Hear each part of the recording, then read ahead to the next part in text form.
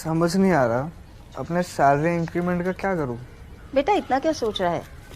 अपने mutual funds के SIP का टॉपअप करा ले। This is the right time. क्या? समझ में नहीं आया। बेटा इतना क्या सोच रहा है? अपने म्यूचुअल फंड्स का एसआईपी टॉपअप करा ले। This is the right time. आप समझा।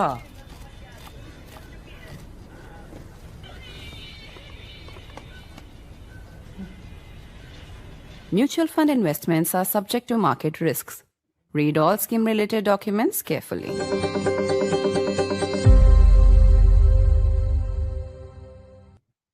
A shocking tragedy from Kerala has raised some disturbing and uneasy conversations for men and women alike. A woman, an influencer, filmed a video in which she said that a man was harassing her on a crowded public bus. The video went viral. In the video, you could only see and just about the man's elbow brushing against the woman's clothes very, very briefly. The woman claimed it was sexual harassment. The video was seen 20 lakh times. The public humiliation made the man, a man in his 40s, take his own life.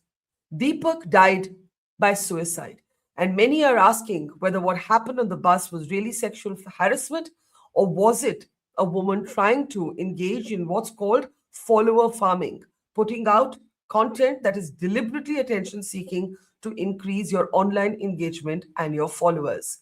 The woman has now been charged with abetment to suicide by Kerala authorities. But wider questions remain. Every Indian woman has at some point in her life experienced being groped in a public space, especially those of us who have grown up using crowded public transport. But that doesn't mean that that's necessarily what happened here. At least going by the videos put out by the female who complained, it doesn't seem apparent at all. Raising, as I said, disturbing and uneasy questions. I'm Barkha, you're with the Mojo Story. On the program today, we're looking at the shocker out of Kerala. Deepak, the man you see on your left, was accused by the woman you see on your right of sexual harassment. The lady claimed that as she was traveling on a crowded bus with the man, his elbow brushed against her. She filmed a selfie video, a video in which she is oddly smiling even while she's filming it, and she claims that the man's elbow brushed against her.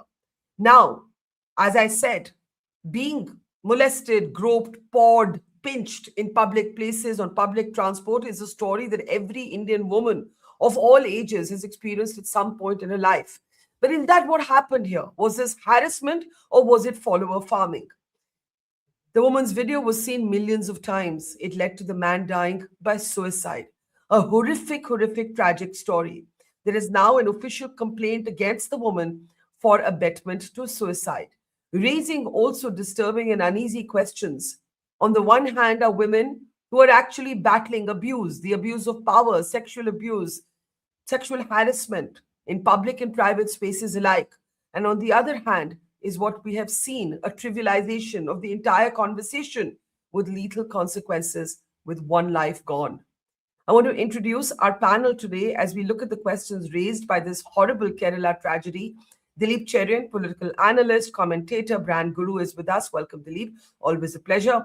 Also, one of the country's foremost lawyers. I was just going to introduce her, but her camera's gone to black. Mrinalini Deshmukh is with us. We'll introduce her in a moment. In the meantime, let me bring up Sanjay Hegde, senior advocate, to the program. Good to see you, Sanjay. And also joining me is Ranjana Kumari.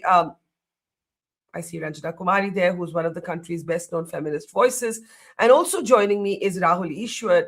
Rahul Ishwar is, of course, from Kerala. He's also among those who has actually filed a complaint against the lady who basically released the video around this man who has so tragically died by suicide. Rahul has had his own brush with law in another case involving 3 rape charges against a Congress MLA.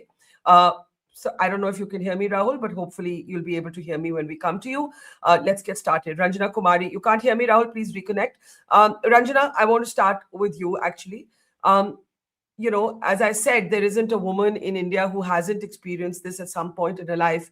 But looking at the video here, it's not at all clear that that's what happened at all. I mean, you look at the video, you can barely see an elbow touching a piece of clothing. The woman, while filming the video, is actually smiling. I mean, is this an absolute trivialization with lethal consequences? Well, I think one life lost way too many, Barkha, in this case, because this is really the whole issue is of media trial, because the video went viral, and also she did not care to follow the due process. If it really happened, I mean, like Correct. when I looked at the video, I was quite shocked that this is something. And also I tried to find out if there was any connect between the two. Was she trying to bring him down? Was it any kind of animosity in the background, or any kind of competition? I don't know. I mean, I don't know what the relationship between the two was. It really someone completely not known to each other and try to do this kind of I would say that this was really let me put it like this. Justice framework must protect women, that we all believe in, and we all think that this is something that was her rights were violated. If we, even by as you said, we all have faced it, and we know what you feel when it happens to you. But really, I know you can't really do irreversible harm to someone. I mean, to the extent that life he killed himself. I mean, how is this whole story is acceptable to anybody, even to a feminist, that this is not something she should have done. But on the other side, I just want to bring a point here, that when you go to, say, for example, it really happened and she walks into the police station to complain, do you think there would have been any kind of hope for justice for her? So it's also a consequence of failing system, not only using the social media and trying to become popular, or as you said, social media farming, and then what happens to the social media companies who allow such kind of videos to go viral without any verification, without any trying to find out what is the authenticity of such a video, because you don't see the real molestation or happening, anything that was happening. It could be that when you are coming out of the bus, your hand just touches somebody else's Yeah. body. Maybe there was no purpose behind it, there was no intention behind it, but it happened. So I also feel there is the collective, and this is real story today unfolding for everybody everywhere, because especially in India, because social media does not hold is not held accountable for such things.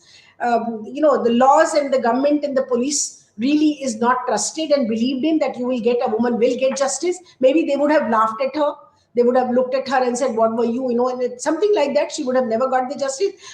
And also, as a woman who has gone through this experience, if it was happening to her, then why should she keep quiet about it? So for me, from all the three angles, this needs to be understood from the gender perspective, from women's perspective, that when women face such crises, when women are insulted and her dignity is violated, what should she do? Where should she go? And So using social media- I think the important point is of due process, right? I think the important Yeah. process is that because the point is that anybody can get onto a social media, and look, I come from the school of thought that believe women, and we all come from that school of thought of believe women. But how should we believe women when they can basically make a sweeping allegation against somebody, and in this particular case, it has cost the man his life? Again, I'm not saying abetment to suicide is a very tricky. It's a very tricky area, and we don't know if a woman should be held responsible for an actual harasser. I think the problem here is that we don't know if he is the actual or if he is an actual harasser. Before I get the lawyers into this, Dilip, your thoughts, and then I'll get Rahul if his connection holds. Dilip? Thanks, Barkha. I heard Ranjana's spirited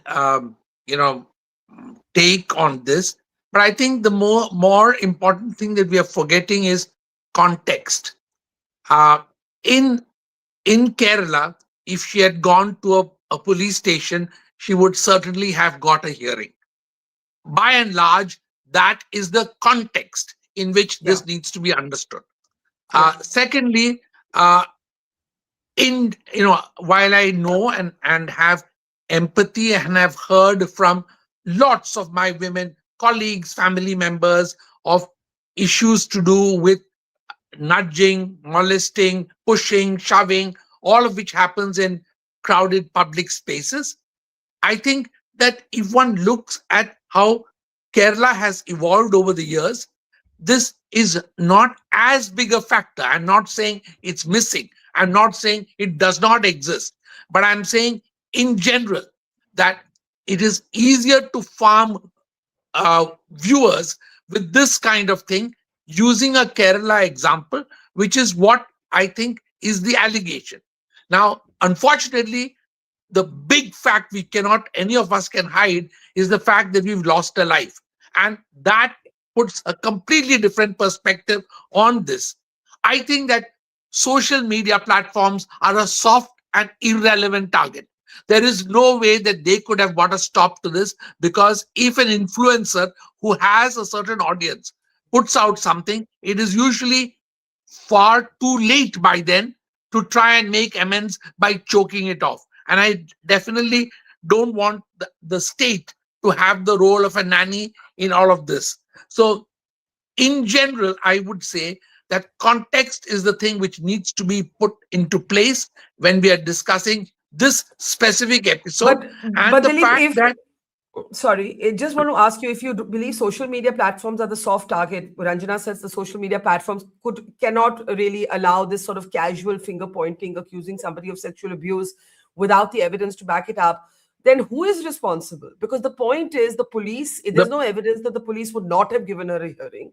She didn't try to the go to the police. perpetrator the perpetrator in this case is very clearly this kind of influencer, and their numbers are legion, and they are growing in both power and unfortunately in numbers of views.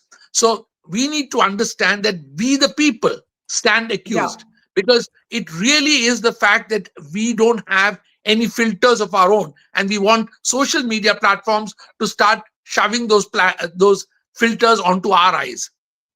Okay, let me bring in the two lawyers and then come to Rahul for an on-ground perspective. To Mrinali, if you can hear me, why don't we start with you? What do you make of this particular horrible case?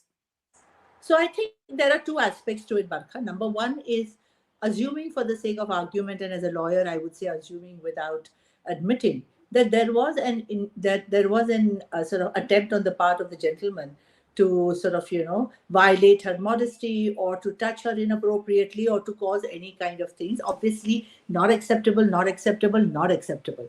But the question here is, if that has been happened, he has to be brought to the to his knees. How do you do that? There is a process in place. You have to make a complaint. You have to follow the due process of law. What is it that you are gaining by going on a social media? You're doing two things. You're talking about you being violated, which is bad enough, and you are putting somebody else's name without any evidence to that effect. You have already finished him off.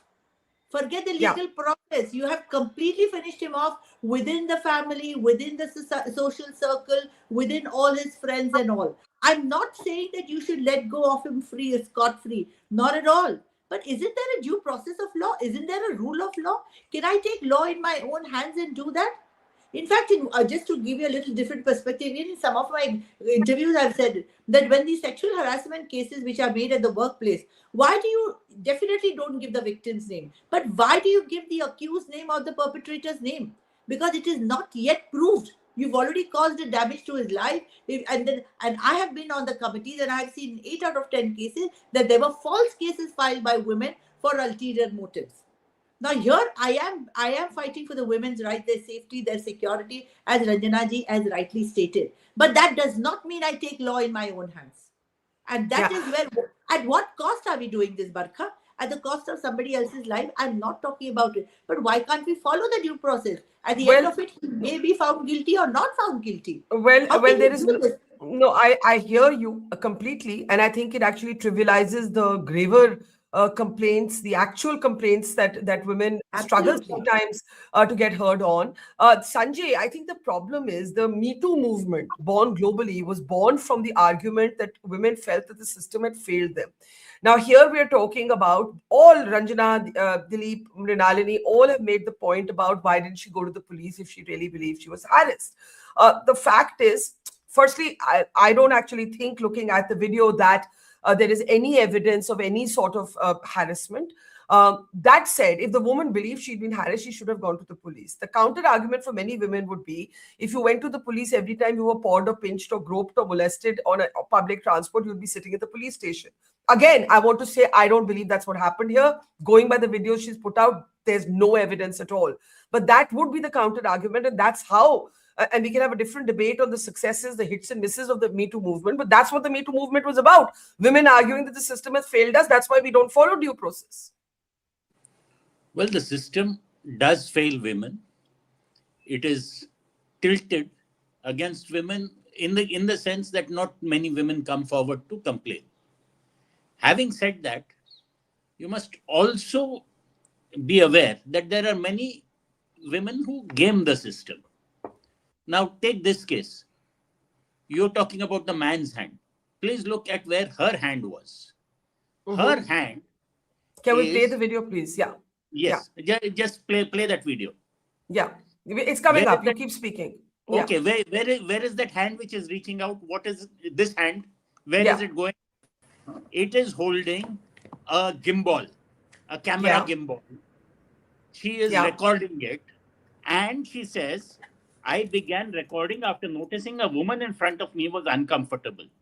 Yeah. Despite knowing he was being recorded, the man still went ahead and touched me. This shows a deliberate act, a lack of empathy, and the belief that he would face no consequences. Now, what does this show you? It shows that she's almost looking for a gotcha moment. Yeah. And that's what seems to have happened. You see, when you are taking a video, you want the vision of a tiger in the wild or something of that sort. You need that gotcha moment. And here she has just done that. She wanted her gotcha moment that this man is a harasser. I decided to be a vigilante with a video camera. I have filmed him in the act. And she went out with it. That is why she did not go to the police. And often, social media, with its power of shaming the individual, naming and shaming, is seen as punishment far greater than that which the police can inflict. But so this is what we need to be very careful about. Do not believe every video that comes out. Effectively, if there is a video, please ask what legal action has been taken. Yeah. While the lady concerned may have been responsible for for pushing the man over the edge, but all of us who have seen the video, commented on it, forwarded it, we have also cast our own stone. I agree with that. I think there has to be media literacy around the fact that, so much of what we consume online may in fact not be true. Rahul, before we lose you again, you're on a terrible line. If you want to come in and make your point very quickly, Rahul. Yeah. Yes. 2 quick submissions. First of all, thank you to Mojo Story and Barkha. Perhaps this is one of the very few and very first discussions that is pro-man and somewhere tilted towards man and addressing pro-truth. Pro-truth, not a pro-man or pro-woman. If you can be pro-woman, you can be pro-man too, when truth is with him. When somebody can... True, whoever has the truth, one should be supporting that. That's Absolutely. all. And this is a case, this is a classic case. We have already announced rupees, some kind of a financial support to them of 1 lakh. We would be handing over 2 lakh to them tomorrow. We have raised nearly 2 lakh rupees. I'll be personally visiting them. Right now, I'm in Hyderabad. I'll be going to Calicut or Kozhikode and meeting with their family and giving them this 2 lakh rupees. And we will be supporting them for the case against this particular person till the end. So only 2 submissions we have. First of all, one, he is not at all a culprit. It is very clear from the video that he was not doing anything and she was creating a content. She was using him as a content so that she could garner views, and it nearly got 27 lakhs or nearly 3 million views. So she had her result. But I'm sure she didn't mean to cause any kind of suicide to him. Maybe it was unfortunate. So that's the reason why we are asking for abetment to suicide and IT Act to be put on her. And this is also occasion we rightly point out that the needs for men's commission. Kerala was the first state to draft a men's commission law back in 2025 February, and we have presented it in the assembly as a private member bill. Interesting thing, both the left and Congress or all the other parties are afraid to take it up because they feel they will be branded anti-woman. But thankfully, AAP's MP Dr. Ashok Kumar Mittal has presented a private member bill in Rajya Sabha for the men's commission. We want such let me ask you why. Let me ask you why. Because that's where you may lose a number of people who may agree with you up until you said that. The reason there are women's commissions, as you well know, is that what has happened here, it's terrible, but it is not the norm. The norm is, or the more common experience statistically is that women experience sexual abuse and harassment both in public places and often sometimes in their circles of trust as well. That is why women's commissions. That is why women's commissions exist, right? What is a man's commission for? Okay. But can I ask you a counter question? If the commissions are only for disadvantaged group, why is there Youth Commission of India? In Kerala, there is a Youth Commission. Modiji's government 2024 October brought about a bill for Youth Commission. So commissions are quasi-courts or quasi-judicial bodies which can help empower or which can help support a particular group. We are asking for it right after Kerala has framed this. It has not been presented. In Rajya Sabha, it has been framed. And please remember, let me quote a BBC report where BBC quotes another report which says nearly 53.2% cases in India, especially regarding rape cases, can be called as false rape cases. I agree the rate of conviction cannot be a yardstick because sometimes it is not proved. So it's a contentious area and many people have lost their life, lost their careers because of this. Let me point out two quick examples which everyone can relate. Kerala's most beloved chief minister, Sri Ummanchandi, was hunted for years on everyone know a fake complaint. At last, finally, court also proved that it was a fake complaint and he was exonerated. One of the most celebrated movie artists, Dilip, which case you have also taken up, Dilip was exonerated by court, categorically saying there is not even an iota of evidence. He was hounded for nearly 7 to 8 years. One of the celebrated movie stars, Nivin Pauly, a rape was alleged against him in Dubai. At the same point of time, he was in Kochi. So there has been a number of cases where this has been misused. Yeah. Let us be honest about it. So what we need is a balance. Okay, Rahul, I just want to say that I interviewed the actor concerned in the Dilip case, and I have, I don't believe that it's a very complex thing you're saying. When a court exonerates somebody, the lawyers here will say that once it goes up the chain of the courts, you have to accept it. You don't have a choice. It doesn't mean you always agree with the court. We have seen the Delhi High Court in the Unnao rape case, for example. There was such an outrage against the fact that Kuldeep Singh Sengar was basically told that your life imprisonment can be changed, you can be given bail, that the higher court had a different view. So I'm saying is should we brand Dilip till the time of his death as a rapist or it's a fair question, and it takes us to the heart of the debate around the Me Too movement. For the feminist movement, these are very, very difficult and complex questions. Again, let me start with Ranjana, then come to Dilip, and then come to the lawyers. Rahul, I also have questions about your own case. You also experienced detention by the police, but we'll come to that later. Let's raise what you've brought up, as have everybody else. Everybody in this program seems to agree that this is a clear case of the misuse of the law by the woman.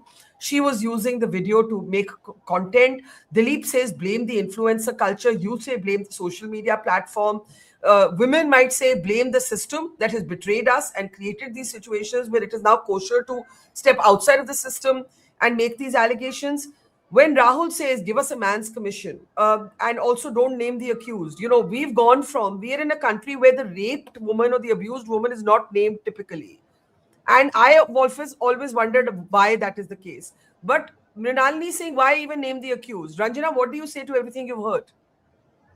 Well, I think, this is a little bit of, the situation at the moment is such that certainly we all are feeling that destroying reputation without evidence violates constitutional rights of a person, and yet this is what precisely has happened.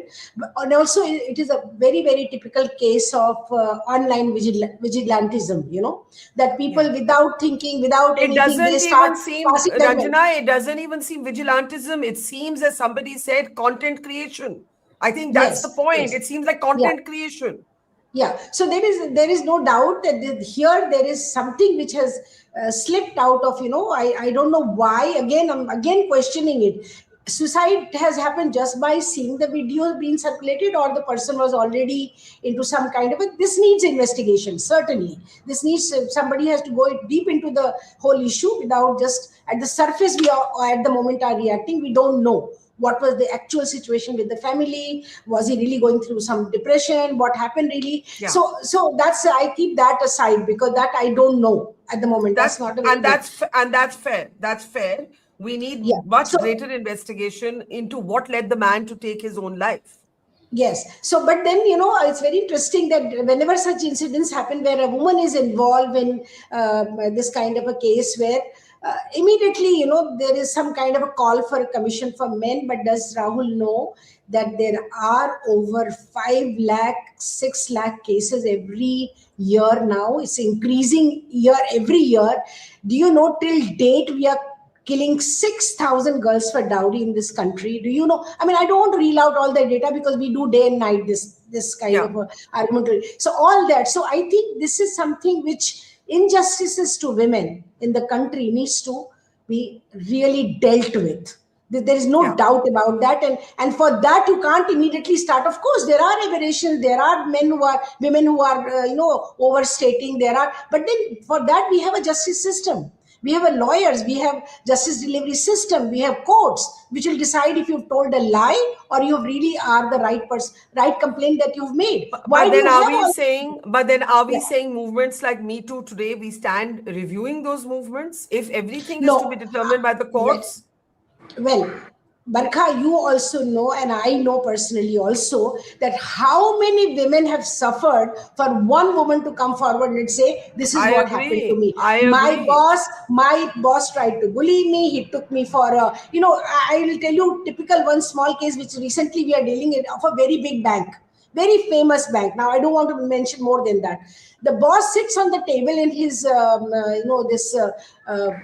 shorts, and then shakes his leg and says that, and then gives dictations. Now these days, how many bosses give dictation? But anyway, maybe perhaps some scheduling of the program, and this girl then says, let's go and have a coffee at 9 o'clock in the night. Now what should this girl do? Where should she go, and who should? Even this much of a gesture, how many men can really put their hand on their heart and say that we did not try to exploit our subordinate, who was whatever? I mean, a girl. But that doesn't woman. mean a woman can. How many can?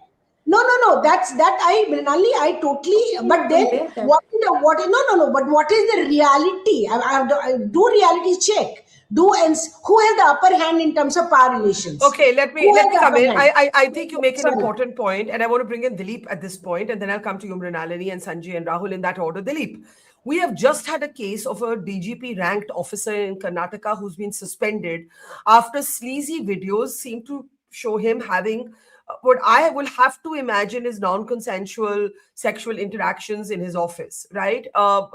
No, the women haven't come forward, come forth and spoken, but he's a powerful man, and there is more than one such video. The point Ranjana is making, and it's the same point I would submit to Rahul, is that the abuse of male power is much more common than the false complaint. The false complaint is the aberration. What is much more common, take Kerala, for example. There was a very, very strong Me Too movement that led to the Hema Commission report. Rahul, you are aware of this, that led to a cleanup of the Kerala film industry. Those women came out. They did not all of them went to court. Not all of them went to court. They just came out and they told their own stories. It led to the state setting up a commission of inquiry. So due process came.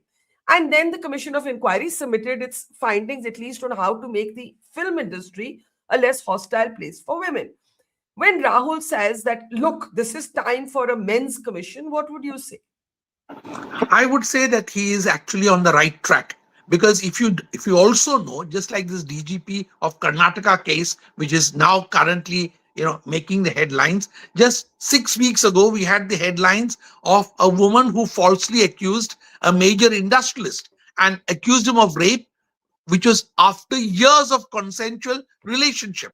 So you are, as a feminist, you are well within your right to say, oh, this is the Me Too movement and we should continue to laud it. But we need to recognize, and the problem is coming because ardent feminists and female campaigners are actually now allowing and creating, fomenting, as it were, the situation where the exploiters are able to do the kind of damage that society begins to wonder how, and actually the damage is to the cause.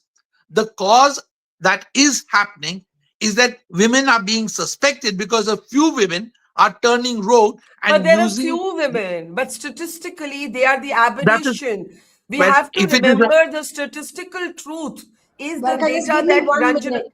Okay, Ranjana, 1 you know, minute, and then Mrinalini. Yeah, Okay, just 1 minute. sorry. I think this is I a don't, big, you know, overstatement, I would say. And I'll give it back to him saying that, okay, you have a right to make overstatements. But what is happening, you cannot close your eyes to that. You cannot say that every woman sitting in our, villages, lakhs and thousands of villages in this country sitting and exploiting men. You cannot say that every woman who walks into the police station and the family, where also father is there who's a man, brother is there. In my offices earlier, when women used to come, they will come with a complaint, and family will say, oh, go back. You are just unnecessarily creating problem. Go and do what they're asking you to. Go and adjust. Now the same brother comes and says, I will avenge it. I will revenge it. Okay, let Dilip complete his I point. think Because I think that I completely understand Ranjana's emotion and enthusiasm. And having heard that, I'm still saying that we are at a point where society is beginning to question this. And as people who are analyzing this, we need to understand that men's commission, whether it's via private members bill or not, is becoming the kind of issue which a lot of people are rallying around because of the fact that other stories are now surfacing. And the fact that those are surfacing in larger numbers, we need to blame ourselves and the kind of situation that has been created where, even if it's only a few, are exploiting that for their own ends. That's the point I'm making. Okay, so Mrinalini, to Dilip's point, this? Have they gone and complained anywhere? Do we have any kind of data about this? Okay. Majority of men. Yeah. So, yeah, no, I think that's a fair question also. What do the statistics tell us? I think that we have to ask. So, Mrinalini, I will ask again. While I do agree with Dilip, and actually everybody, I think we're all on the same page on this. Every time something like this happens, it actually hurts the cause. It hurts the cause of those who are genuine victims, genuine survivors, genuinely going from pillar to post, trying to get a hearing, trying to get the system to be more sensitive, trying to get the workplace to be more conducive to an equal, safe working environment. This lady, I'm sorry, unless more facts emerge, has done a disservice to all women who are genuinely fighting for safety and equality. However, where do we go from here? Where do we go from here? Is the answer to throw out the baby with the bathwater? Is the answer to undo decades of genuine fighting to get, let's say, the Vishaka guidelines, to get, certain things not being acceptable at the workplace, which were considered totally normal 30 years ago for a man to say to a woman? See, I think we are mixing, as Dilip ji rightly stated, we are mixing emotions, passion, and what the rule of law and the reality is. Nobody is ever saying that such an act, if it was as genuine or as real as that the girl is trying to put in, should not be condemned or should be allowed. Definitely not. I mean, we are all women and we want to do that. The question that we have to see, and the broader question that we have to deal with, that should women organizations who give powers to who try to empower the women, not also have some kind of a thing that, listen, our cause is bigger. Please do not trivialize it. Please do not abuse it. Today, what happens is most of the women, and I deal with them, whether they are in family courts as wives, whether they are victims in some other cases, etc. Oh, the law is on my side. The court is on my side. This is what I see every day in court. Now, with this kind of bravado that they have, that nothing will happen because I'm a woman, I'm going to complain, and the courts are doing it. Yes, some of the courts are doing it. Let me make a very honest and frank statement before this, and I think Sanjay will also agree with me. So when they cry foul, my only question is if there is a due process of law. Now, let's keep it aside that whether that gentleman has committed suicide because he had depression, he had some family problems, he had anything. Wasn't this a trigger is what we need to know. And was it necessary to put it on a social media, assuming without admitting that the lady felt violated? That is the point that we need to answer. Hypothetically, I think that's an important question. And hypothetically, my question to Sanjay, Rahul, I have a lot of questions for you, so you have to wait for one more minute. My question to you, Sanjay, is hypothetically, if the woman had not released a video, but she had gone and filed a police complaint, basis her own experience of this bus ride, and the man had still tragically taken his own life, then what? See, abetment to suicide is a very complex and a tricky law. It is a highly complex law. Sanjay? Well, I think it's rather simple. This is not an abetment to suicide. You can't have a crime without an intention. This was not where there was an intention to push the person to suicide or whatever. So I don't think she is in danger there. But first and foremost, I think we need to back off a bit. We don't need to see it as a man versus woman. Or it's everybody, the men banding together, the women banding together. Each case turns on its own facts. Agreed. And while a woman's complaint is entitled to respect, it should also be carefully considered and audited. What are the circumstances? So it's just like I pointed out that hand out there. Yeah. Each of those things tells you a story.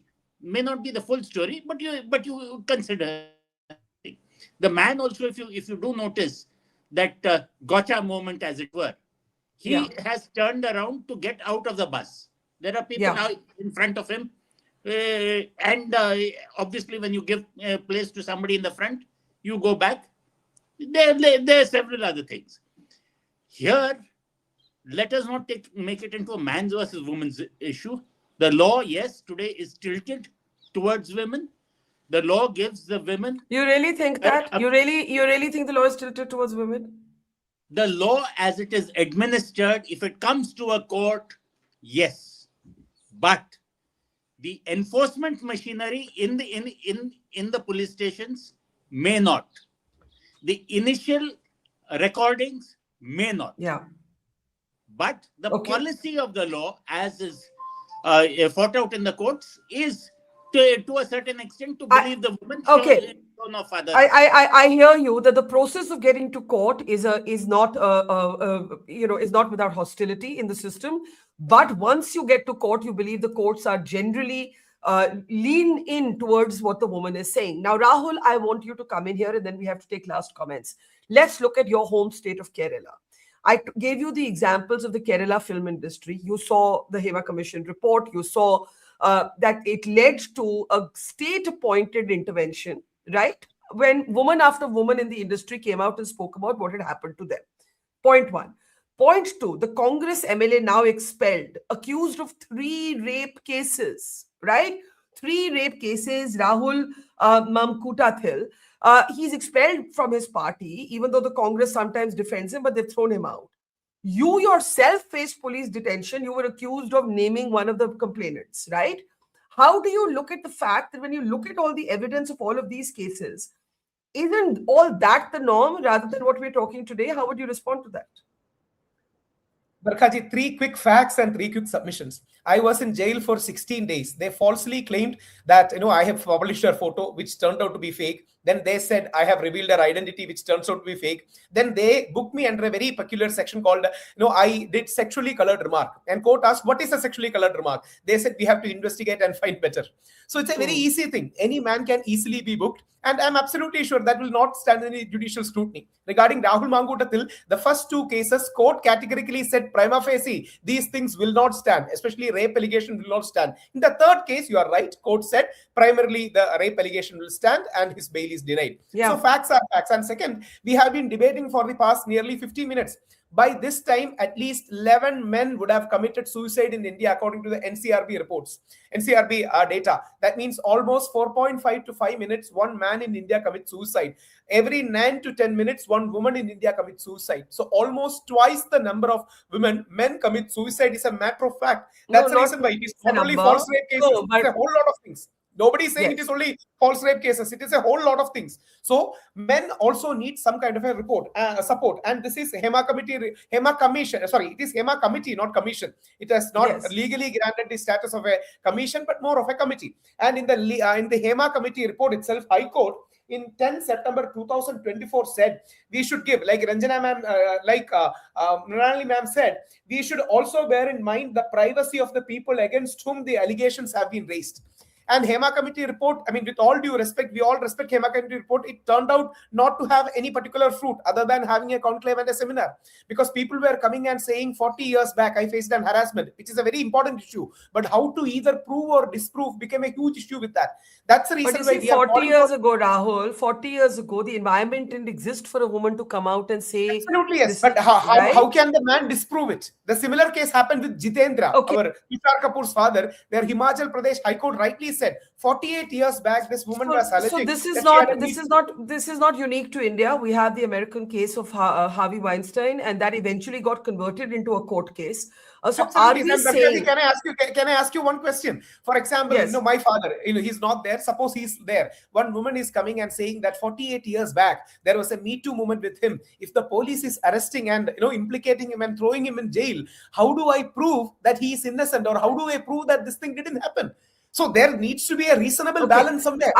Let me reverse this because all of you, minus Ranjana, seem to have a certain skepticism and cynicism about what's happening. So let me just ask the question from the reverse side. Sanjay, I'll start with you.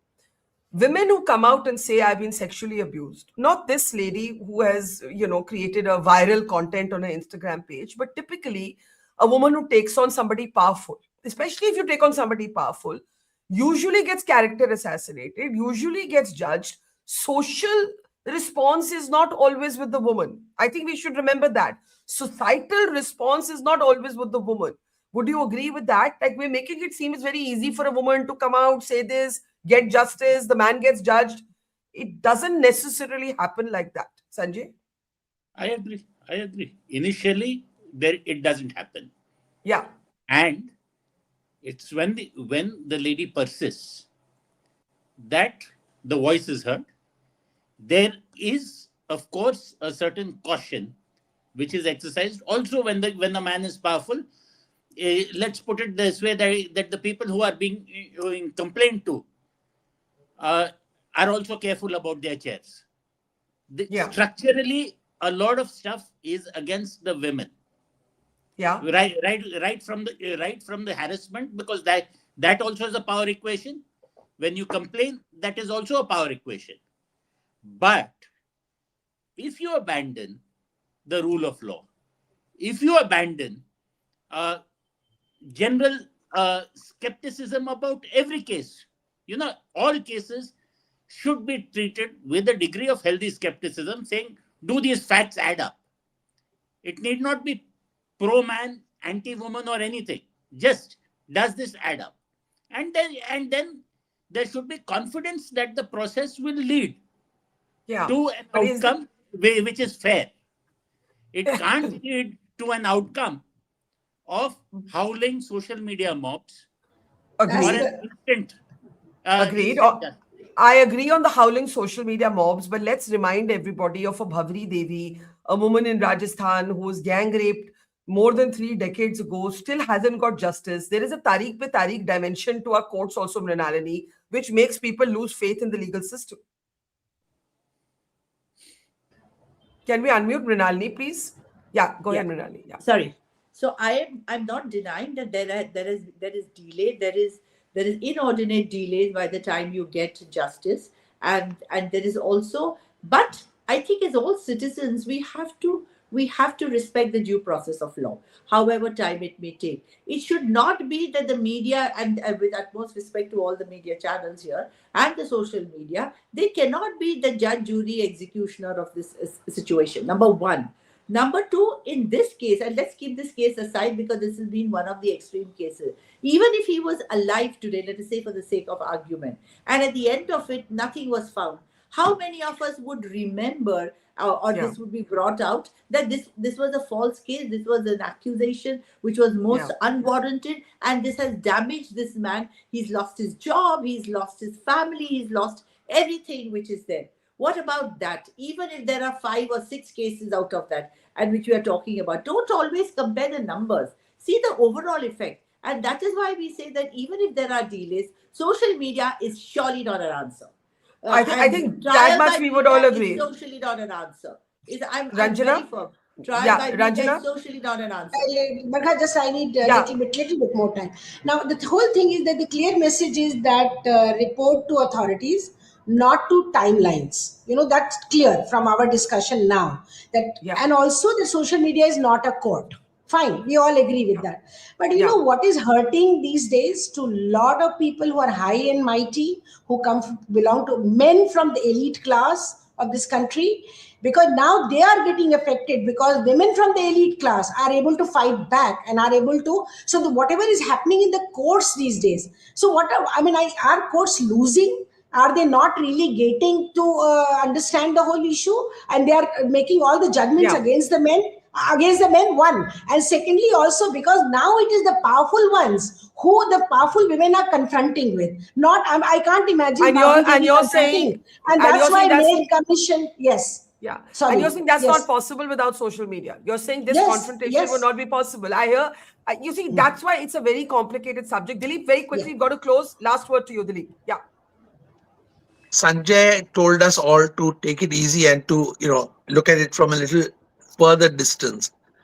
In Ireland, a teacher who spent 560 days in jail for refusing to address a boy as they has gone back to prison today and he's been arrested. So, what happens is that when this kind of transgender ideology becomes law and, the law begins to enforce itself, then the pushback also starts. And we need to recognize that this is what is happening here. And as a result, the pushback that is happening, and as I said, because of the context that in Kerala, in general, police do take attention, police do, as Rahul said, that sometimes the action moves very fast. So the fact is that we need to recognize that in this case, definitely, we would probably need to figure out whether it was social media vigilantism gone wild, which is the cause. Okay, I think somebody was wanting to come in on Dilip's last words. It will have to be absolutely the last word. I'll just take one line. Let us assume that 80% of cases are genuine. But do we mean to say that 20% of men need to suffer false rape cases or false accusations? That's the reason why we need to have more checks and balances. I totally agree that women needs to have priority, more acceptance in the system. There is no denying there has been centuries of disparity. But at the same point of time, 20 to 25% of male life, career, energy, resources are lost are way too many. So we are requesting for more balance. I think all I will say in the end is that try actually the life of 80% of women. Barkha, one last thing. That as much as we as feminists and people who believe in gender justice want to fight for the women, and we have to do that, but if matters like this come up, we should also condemn it. 100%. Why should we push it under the carpet? 100%. We also should condemn it. 100%. And this is what is happening with some women's organizations. No, 100%. Didn't I say the first sentence that one life lost is too many? One life lost to this kind of a thing is too many. This was my first opening sentence. I think that is the bottom line, that actually if we do not condemn this trivialization of the issue, the next time somebody really has to battle the system, which it can often be hostile and discriminatory, the number of people who are ready to receive that will be fewer. So every time this happens and we don't condemn it, we're doing a disservice to the cause that we otherwise believe in. Let's leave it there. Thank you very much to Dilip, to Mrinalini, to Sanjay, to Rahul, and to Ranjana, and to our audience. Thank you very much, and see you all very soon. It's great to see you here. Thank you for watching our work. If you haven't subscribed yet, don't forget to click the bell icon and subscribe to Mojo Story and support independent, robust journalism.